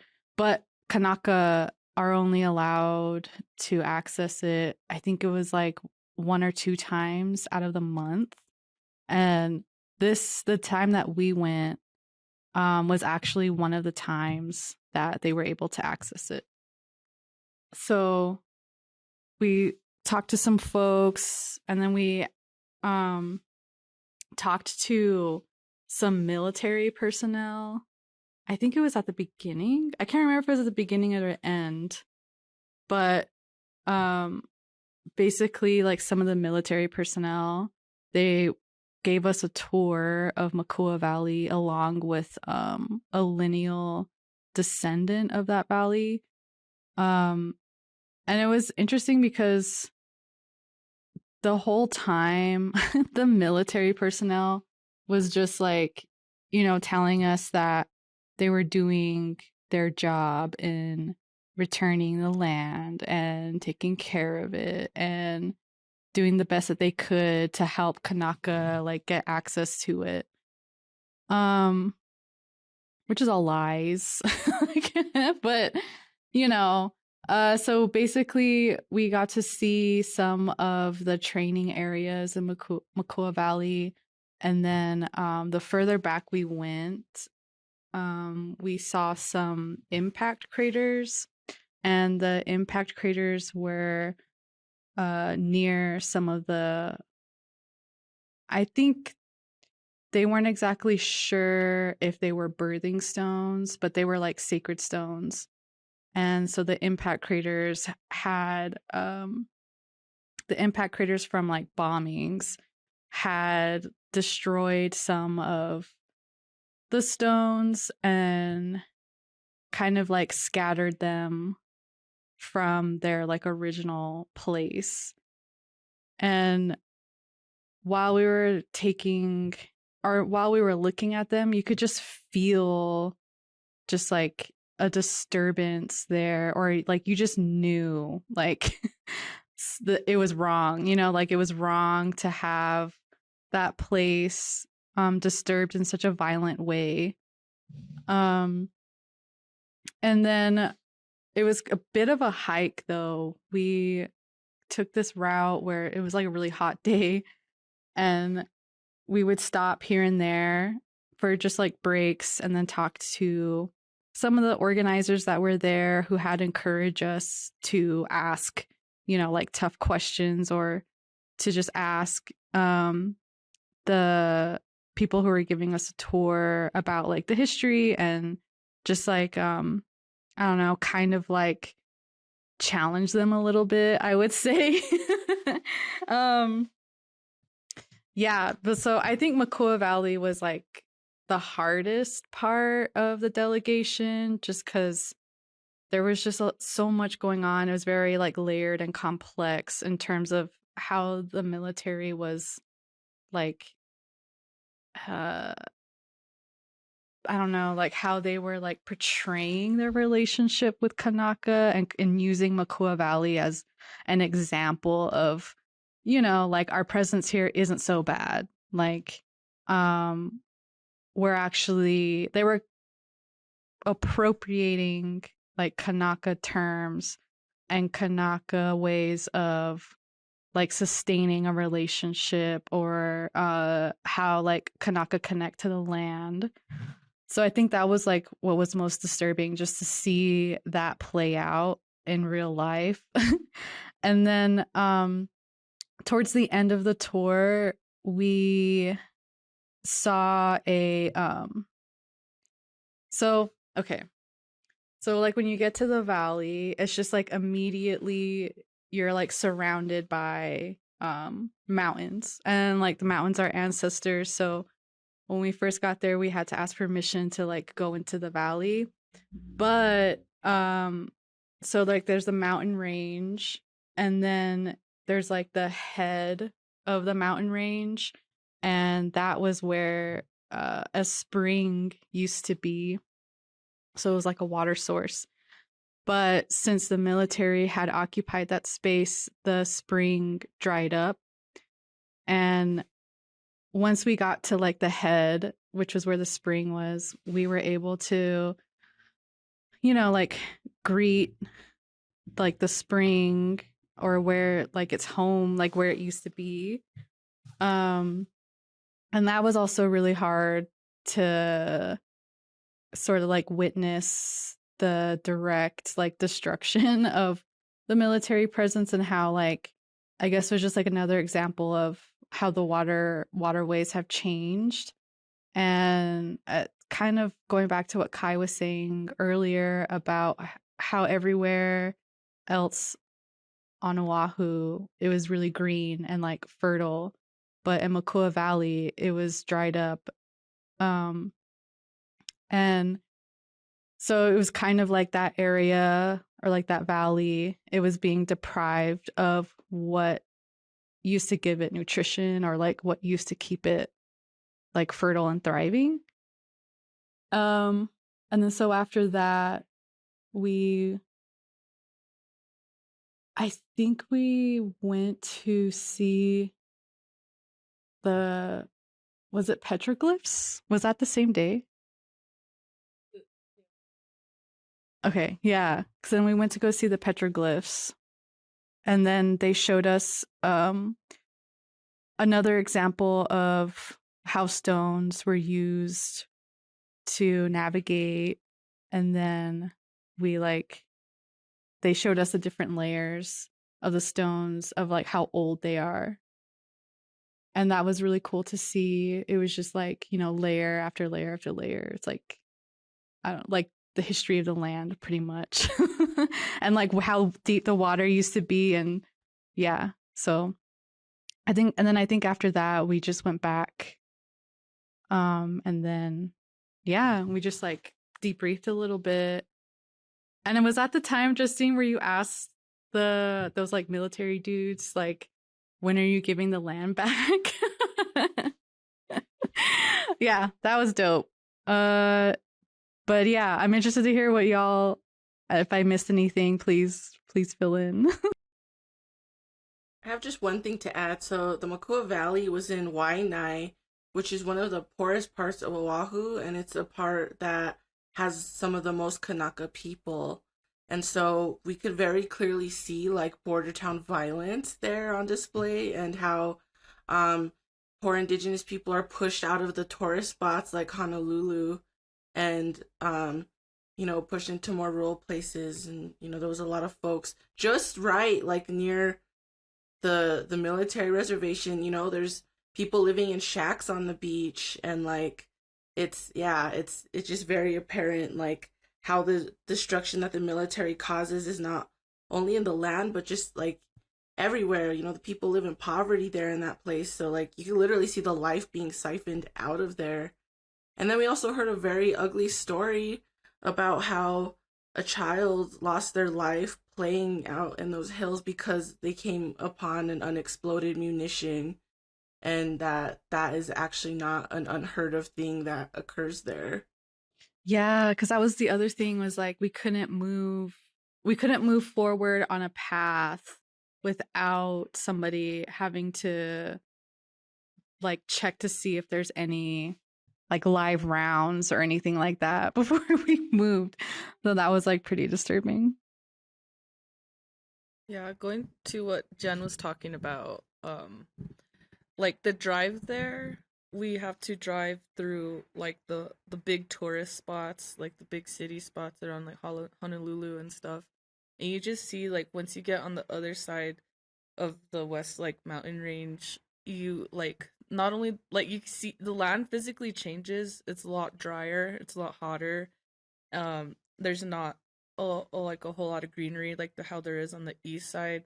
And you also see like just like where Kānaka Maoli are pushed from tourism, like they're pushed to that side of the island, like the less like, I don't want to say like less glamorous, but why the tourists are going there, to be part of like the the like classical like picture of like Hawaii. So we did see like that side. It was like kind of like deserty, like almost. It was almost like a desert on that side. Um, but yeah, and then what Kylie was talking about, when they said these are because we had to sign this waiver, and I in the previous episode Dana says like they weren't giving us a tour, they were escorting us. And I think that's like a pretty like good way to describe it, because that's exactly what they were doing. They weren't there to like host us or anything. They were there to like monitor us as we go through this site and talk about what happened there. And it's so gross. We get met with like, was he a colonel or somebody? Whatever military status he was, like he was the head guy or whatever. But he was like dressed up in his uniform, like standing how these military dudes stand, and he was basically just like, I give you permission to be here. And like I was just like, oh, like shut up. Like it pissed me off. And then like when the organizers like were like, this is the guy who you ask the hard questions, I was like, all right, bet. Like, when's land back? And he gave me this like very long like non-answer. And then I and I think me asking that like inspired Ua and Makayo, because they like started going after the colonel dude too. So that was really cool.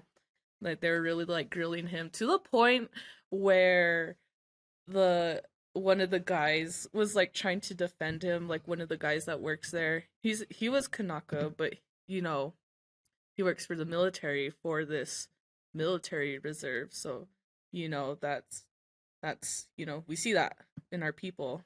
But he got offended. He's like, he's not the Pentagon. You can like like trying to be like, don't give him a hard time. He's not the Pentagon. I was just like, I thought it was a little funny. But yeah. And one more thing I'll mention too, during this like us like looking around and talking about all this stuff there. When we got to the end to the dried up spring, Makayo actually led us in a hula dance, and we prayed for that. We prayed and danced for that spring.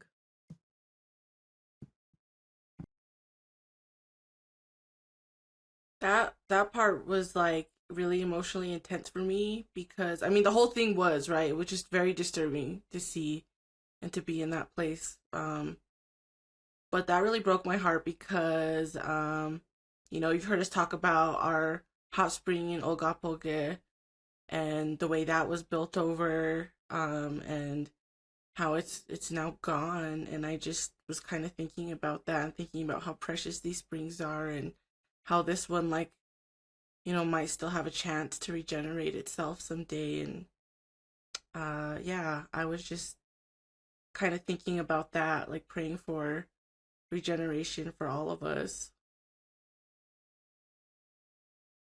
I'll do a closing for my. So the only thing I want to say for closing is, after all of our discussion, it really made me think about, mostly about land, and not like land back or stuff about like that, but just like the concept of like how big things are, how large the land space that you use and stuff like that. Like I can't imagine how, like, for example, Navajos are always, I think we're one of the tribes that has like the largest land base in our reservation.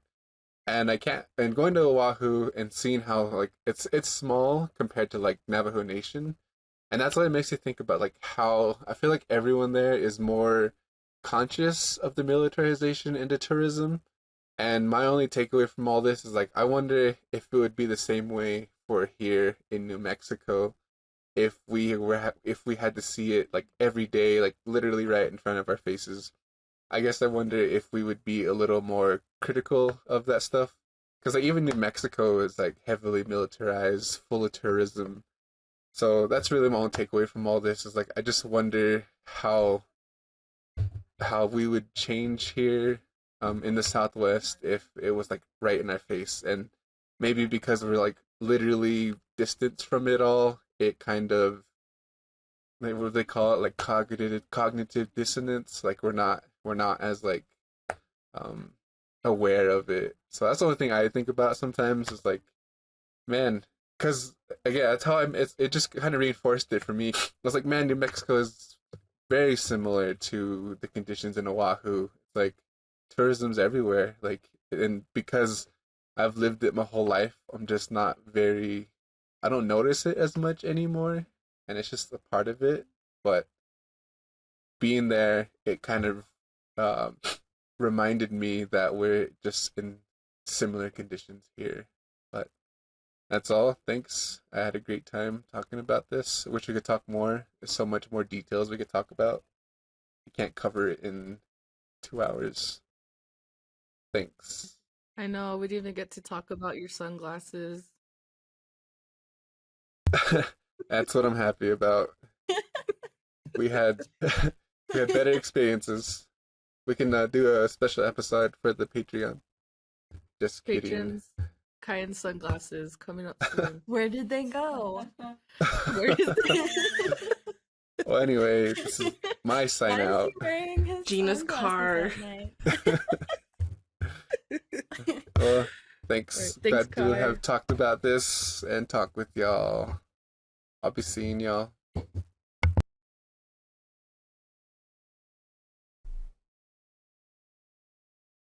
Okay. Well, we have a meeting at 5.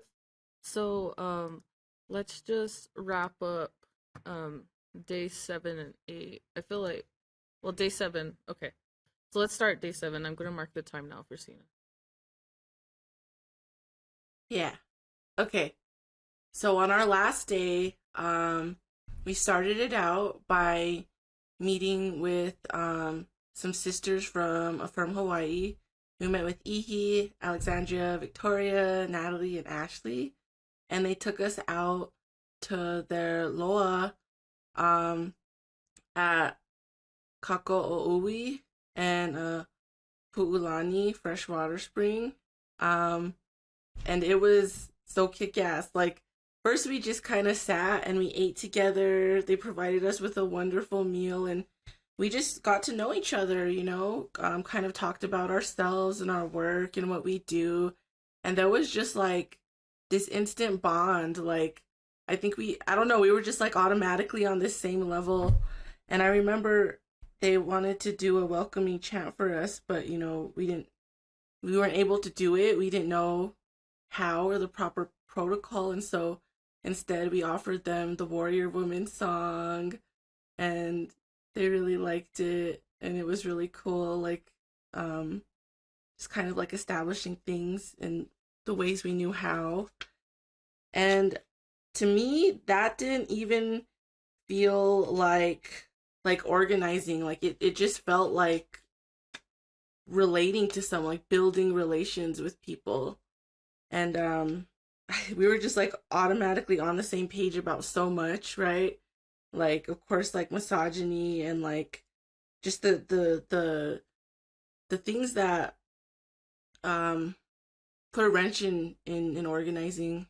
And so they actually took us into the loa and we helped weed it. You know, we got in the mud, and it was so cool because it reminded me and Justine of like certain kinds of clay here that like we make pottery with, and it even like tasted the same because we eat clay out here, and so do they. And they said that it does have like the similar medicinal properties, like helping with your stomach and helping with certain things. That was cool.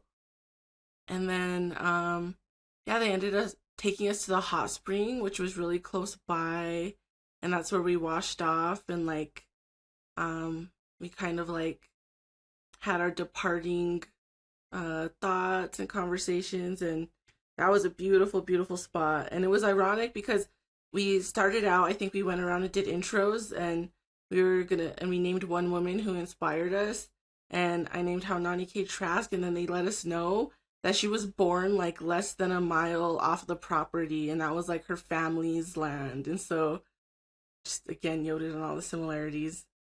So that was really cool.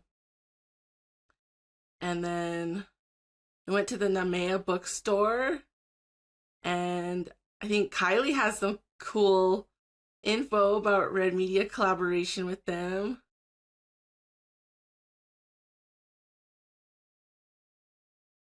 No, not really. I just introduced myself to them and said I was from Red Media.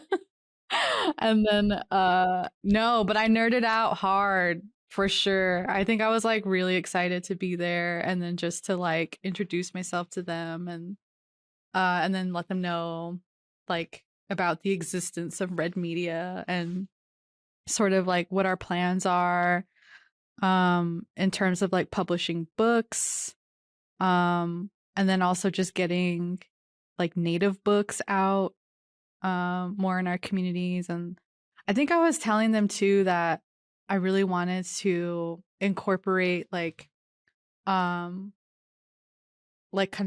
authors or like Kānaka books into Red Media's book program. But at the time, I didn't know it was going to be a book program. But no, it was awesome. I really enjoyed being there and talking to some of the staff members. And Oahikea had recommended some books to us, and me and Dana, we were just like, we were joking that we put aside a specific amount of money. Like we budgeted to spend on books, and we pretty much spent a lot of money at Namea. But yeah, that was a really cool place. I liked being there.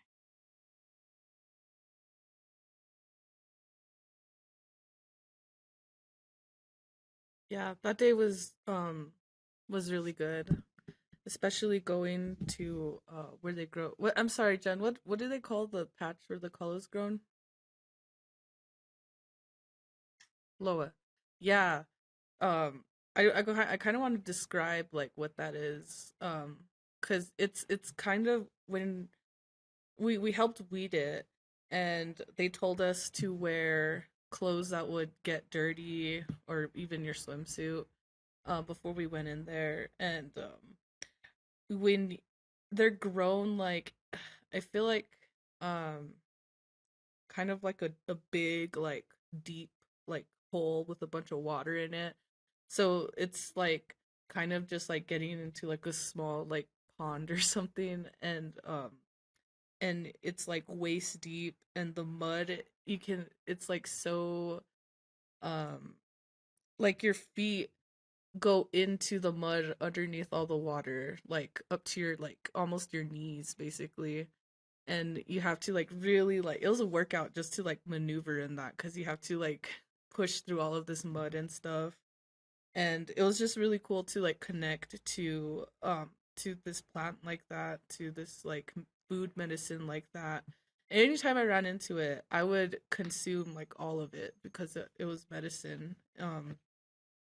But yeah, that was a really, really nice experience. And also I feel like that was we ate real they fed us real good there, so that was really nice. And it was just really awesome to connect with, like, other, like, women and femme organizers, and we, like, all go through the same things. I feel like that's always a common theme on these delegations, is like you connect with other actual organizers, and you guys are always all going through, like, the same, like, things. Even down to like I don't know. Let's not even go there. I was just gonna say, even down to, like, our struggles with, like, specific people who, like, try to, like, trash the movement. Like we're always connected to, like through like our experiences and organizing and stuff too. Um, but yeah, and going to Nemea was really nice too. It's actually where I got these earrings. Um, and then there's oh, that was also the night that we went the that evening is when we went to Waikiki. And that's where we saw for the first so after having gone through this whole, like, delegation, this is basically like our last night there. And we had just witnessed just, like, so much. And Jen said in the last episode, like, we pretty much experienced, like, every human emotion, from, like, devastation to, like, pure happiness and love, and, just being, like, even, like, spiritually enlightened, and, like, being just, like, the feelings that I felt, like, from having had met all of these people and witnessing, like, how the struggle in Oahu's going. You have I was feeling, like, so good. And then for the first time, for the first time on the last night, we see Waikiki for what it is, and it was just such a, like day and night. It was just so crazy to witness. It was like going, they took us to all four directions of the island, including to the very center, the most, like, sacred part of the island. And then we go to Waikiki, and it's like driving down the Las Vegas Strip. Like, I couldn't believe it. Like, the amount of, like, stores and shopping and there was so many people. I hadn't seen that many people in one place the whole time until that night. And it was definitely something that I feel like that we had to see, to, like, sort of, like, really, like, see it for what it is, I guess, like, um what they're struggling with.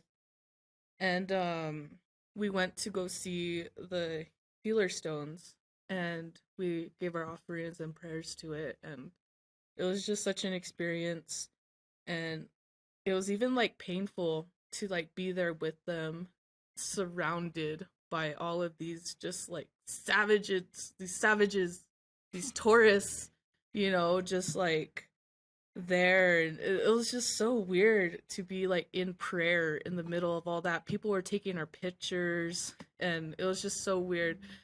Um, but it was also really good to be there and to feel like their power and their energy, and to you know, witness what witness them after learning about them at the Bishop Museum.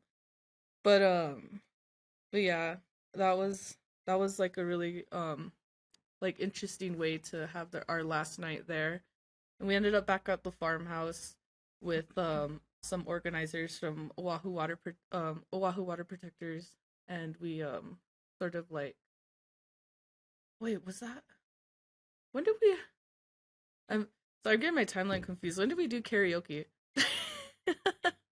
It was the last night. Wait, no, it was the night before because, yeah, it was the night before that we did karaoke. Oh, okay, yeah. So, okay. So this Karaoke. day, Like you get karaoke. after us. So this day was actually a day past the delegation um that we had with the Oahu Water Protectors. Our last night with the Oahu Water Protectors was actually the night before, and the homie Mikey busted out his whole karaoke set. Oh, fun fact.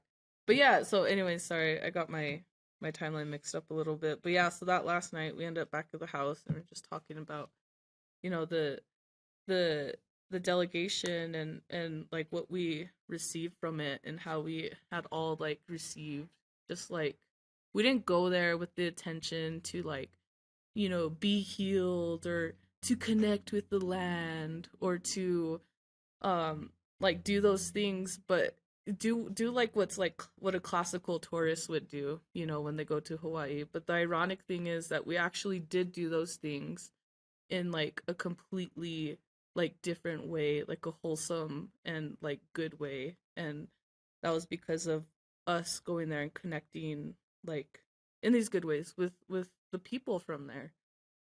um but yeah, that was a really good like way to like end our last day. The next day was technically our last day, but that was the day we were flying out.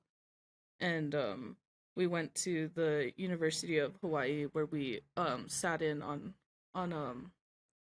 we sat in on a panel um with the Hawaiian students organizing. I'm sorry, I don't remember their name, the full name, but basically the Hawaiian student um organization at the university.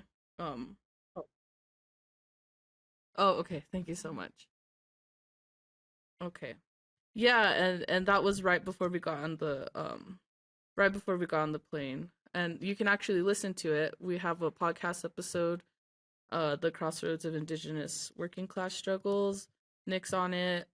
We can link it in the description, but that was our actual last day. But in Waikiki, that was our last night. Um, but yeah. Oh, and one thing I did want to mention too, us getting our picture taken by these tourists while we're praying, and you know, trying to establish like a genuine connection. Like, they were like taking our picture because we're natives doing like native things or whatever. And but I felt like there was this like irony afterward because I don't know, we saw this like trashed pineapple on the ground, and there was just It was like a cup. It was like the stereotypical, like someone's drinking a pina colada out of it with like a flower and a straw and shit. Like, and it was just on the ground, and we're all taking pictures of it. like Lilo. Like Lilo and Stitch, like you guys are, you're trash. You people are the subjects. You guys are like foreign and weird, and I don't know. It was just a moment. I don't know that. I'm sorry. I feel like I went all over the place with that. Did anyone else have anything they want to say about Waikiki? No, I just have that one memory of when we realized on the beach they had that what is it called? It's like like it breaks the wave so it's not as like but it was just like a straight up wall. Like it was just a wall in the water and I don't know. I was like that is that's atrocious. The tourists couldn't handle the waves. Like, it was so they could like go in the water and not get pounded. Like, ridiculous. Like, ugh, God. Yeah, and they use like artificial sand. Like, they like try to contain nature so that it's enjoyable for the tourists. The only thing I have is like natives who visit Hawaii without being invited. How do y'all sleep at night? I don't know. You should feel bad about yourself. You should. You should feel guilty. I'm telling you right now, you should. Be like that.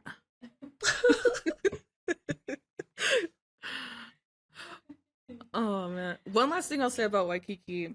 That was kind of like I was just appalled at this information. During the detour with Kyle, he told us that first of all, Waikiki was wetlands that was completely destroyed and filled in for the purposes of making it a tourist destination.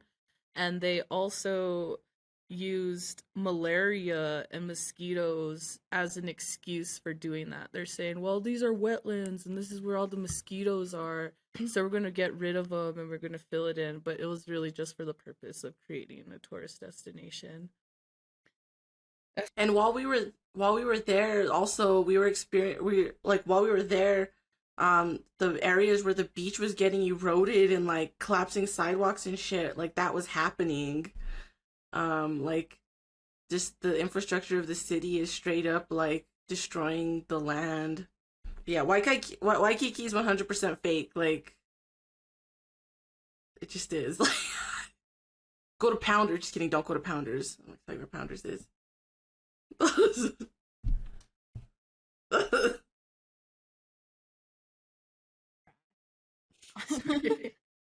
We got pounded at Pounders. It was scary, but it was cool. Just got fucking thrashed, like for real. I wish I could have like seen ourselves just getting thrown around. Just like, oh my god, just a bunch of native, like, I don't know, just a bunch of native people getting thrown around. Desert dwellers, Not yeah. knowing how to act. None of us knew how to act when we saw the ocean. None of us knew how to act.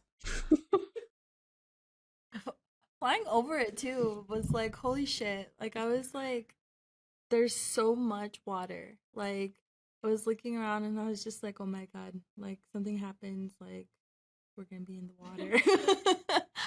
Like for real. Yeah. Moral of the story: don't go. Don't go to Hawaii unless Kānaka Maoli tell you to. And if they do, you better be prepared to put in work. It's true. It's true. Well, we're at the 2-hour mark. I think we can wrap this episode up. Just like our greatest love and appreciation to everyone that we met out there and to Kānaka Maoli and their just all power to them and their and you know and their struggle and strength to them. It was an honor to be out there and it was life-changing, and I was thinking about what Kyan said at the beginning when he was laying out like what's our purpose there and all of that, besides like getting invited and doing actual work and all of that. But like, as a member of Red Nation, I think about when I go on these delegations, international delegations, I always think about like our principles of unity and how in it, we we say like part of our job as a member of Red Nation is to support and cheerlead the movement at all turns in the struggle.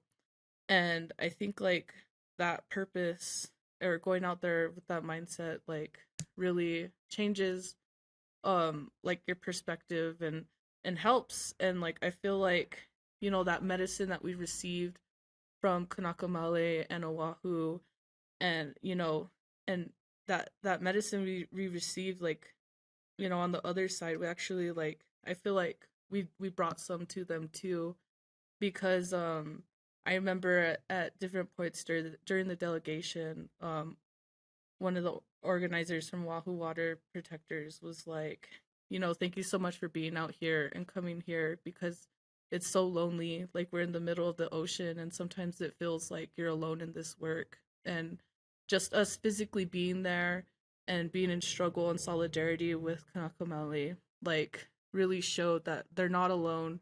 They're not in the middle of the ocean. We're actually connected by it. And I just want to honor that always. And Kuntawaha, thank you for having me in your homelands.